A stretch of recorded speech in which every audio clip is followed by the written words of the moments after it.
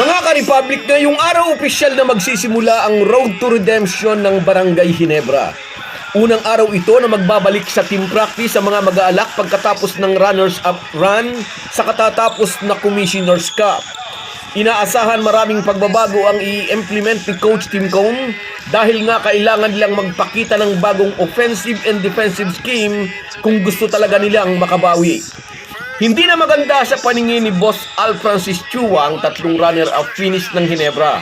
3 beses na silang tinalo ng Talk and Text at ayaw na nilang maulit ang kabiguang tulad nito dito sa All Filipino Conference. At aminin natin, muli ay isa ang tropang 5G sa inaasahang magiging sagabal na naman sa pangarap ng mga mag-aala. Pag-uusapan po natin yan, pero bago ang lahat ay maglalambing po ako sa inyo na isubscribe ninyo itong ating channel at kung di masyadong makakaabala ay i-like at paki-share na rin ninyo. Malaking bagay po yan sa aming mga vlogger. Maraming salamat. Mga ka-Republic, sa April 23 pa ang debut game ng Ginebra sa ongoing conference at inaabangan na ito ng kanilang mga diehard fans. Bilang paghahanda, nagsimula ngayong araw ang team practice ng Gin Kings at inaasahang mag-i-implement si Tim Cone ng mga pagbabago sa kanilang sistema. The mere fact na 3 beses silang binigo ng Talk and Text, patunay lamang iyon na may mga pagbabagong kailangang gawin.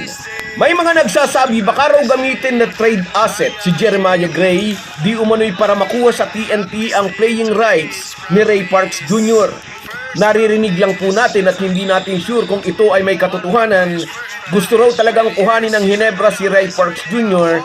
at tulad din po ni Troy Rosario, di pa man ito nagpupunta sa Japan B-League ay gusto na nitong maglaro sa Barangay Ginebra. Ang Talk and Text naman, dahil nga naghahangad din itong magpalakas ng lineup ay siguradong bukas sa negosasyon. Tulad din umano ng pagbubukas nito ng pinto sa pakikipagnegosasyon kay Mikey Williams. Alalahanin po natin, target ng tropang 5G na mag-Grand Slam kaya gagawin nila ang lahat para mapalakas pa ang kanilang lineup. Sa panig naman ng Barangay Ginebra, sa opinyon ng ilang netizens at mga follower nitong ating channel, marahil daw ay di na kailangan ang mga trade. Malakas daw naman ang lineup ng mga mag-aalak dahil si Rain or Shine coach Geng Yao na rin ang nagsabi, nakakatakot pa rin daw ang Gin Kings ngayong Philippine Cup.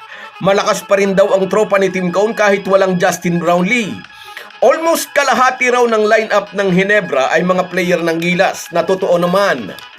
Japit Aguilar, Jamie Maloso, Troy Rosario at Scottie Thomason.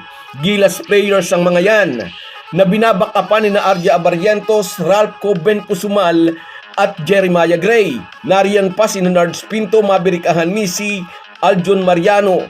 Hindi pa naman officially retired sina L.A. Tenorio at Jared Dillinger at si Isaac Go plus si Raymond Aguilar. Sabi ng isa nating commenter, may usap-usapan nga raw na may kukuhaning bagong player ang Ginebra, ititirid daw si ganon at si ganito kapalit ni na player A at player B. Sa kanya raw palagay wala nang dapat baguhin, ang dapat daw baguhin ay ang very short rotation ni Coach Tim Cone. Habang nakaupo lang sa bench ang ibang player ay nasusubrahan daw naman sa pagod ang mga main player ng Ginebra. Sigurado hindi na masaya si Boss Al Francis Chua sa nagiging performance ng Gin Kings. Matapos mapitas sa free agency si Troy Rosario, maraming umasa mapipitas na rin ng Ginebra ang Commissioner's Cup title. Pero muling nabigo ang mga mag-aala. Mga role player ni Chot Reyes ang nagpakitang gilas noong Game 7. Ngayong All Filipino Conference, muling tatarget ng championship ang Barangay Ginebra. Isang misyon na magiging mas mahirap. Bukod sa lumakas na rin ang iba pang team, unang magiging hadlang sa pangarap ng Gin Kings ay ang sarili nilang sister team na SMB na naghahangad ding makabawi dahil hindi man lang nakasalta sa playoffs last conference.